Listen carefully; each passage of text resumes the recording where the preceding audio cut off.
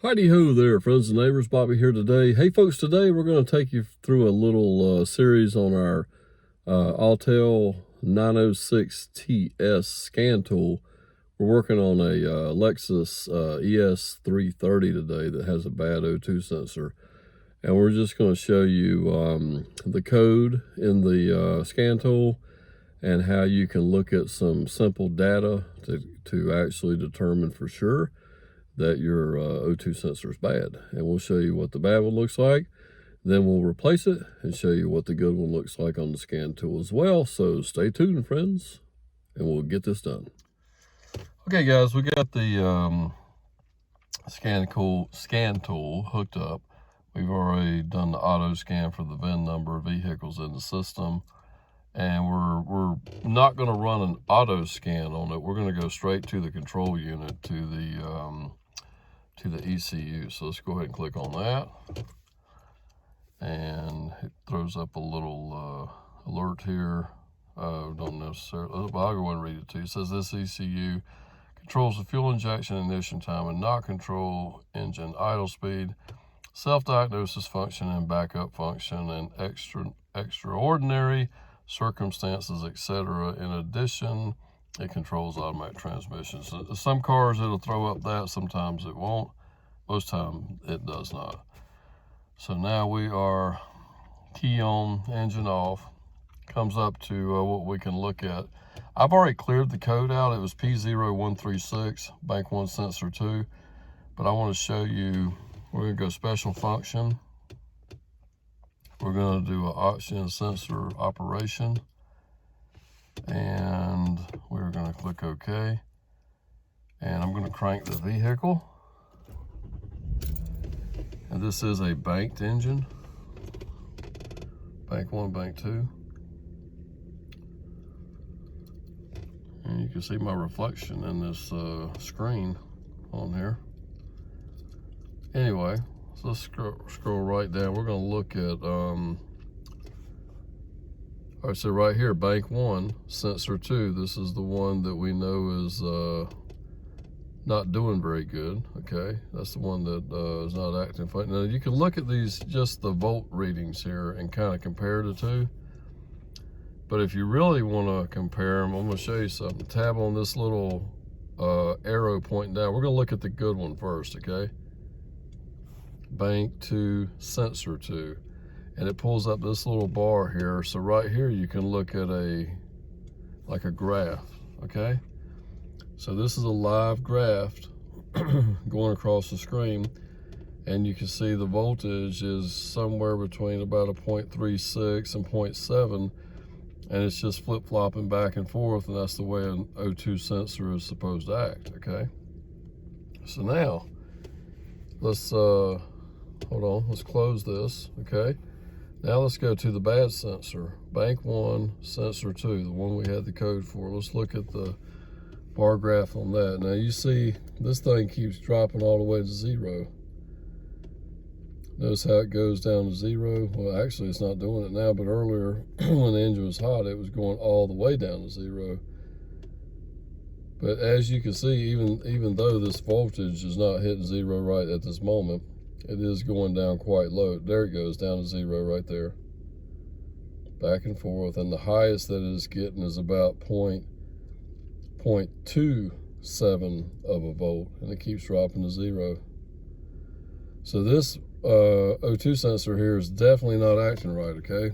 And this is the culprit. So we're going to go ahead and replace this sensor, and then we'll come back in here and take a look at this data once again, and hopefully it will look more like the other sensor. All right, so stay tuned, friends, while I change this part out. Okay, folks, hey, with our Lexus up on some ramps and properly secured, we have removed our old O2 sensor right here. Here's our new one. We'll lay it up beside just to match it up. We're getting ready to install that. Then we'll get back in here on the Autel and show you what that data looks like. Stay tuned. Okay, folks, we got our O2 sensor installed.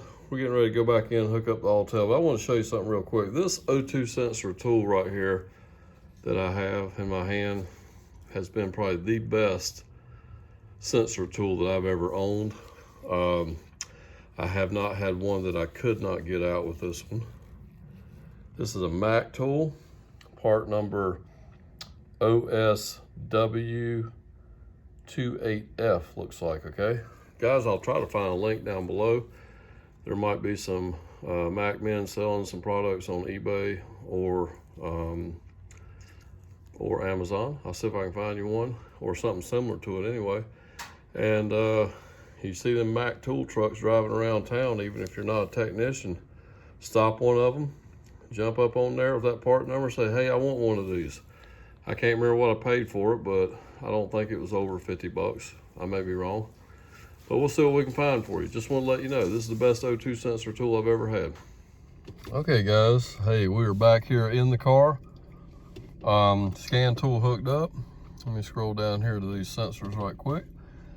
And we are getting ready to go to bank 1, sensor 2, which is the one that we just looked at.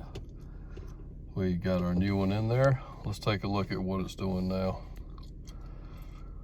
Give it just a minute to, we just cranked the car. Already things are looking better.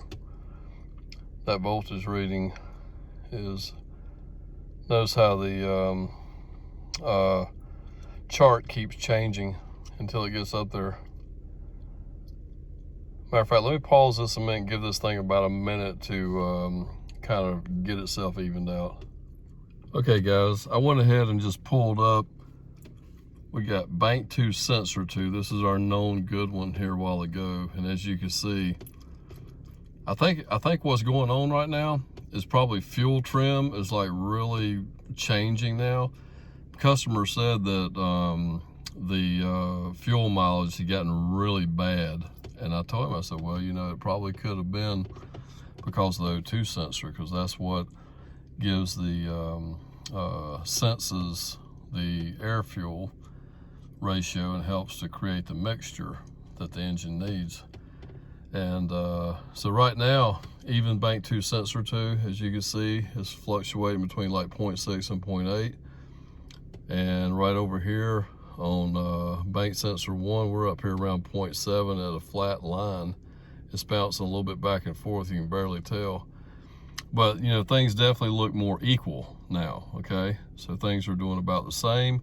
Nothing's going all the way down to 0, okay? So it looks like we have probably corrected this problem. It looks like the problem was the sensor. It was not any wiring of any kind, because if it was wiring or an ECU, we would still be having the same problem where it's going all the way down to 0. So I feel very confident we have corrected the problem, and we have confirmed it with our Autel MS906 TS. And guys, in the future, we'll be bringing you some more videos on functions that this scan tool here can perform. And so friends, I want to thank you for stopping by the channel today, checking out our little video. And don't forget to like, comment, and subscribe. And we'll see you next time. Take care.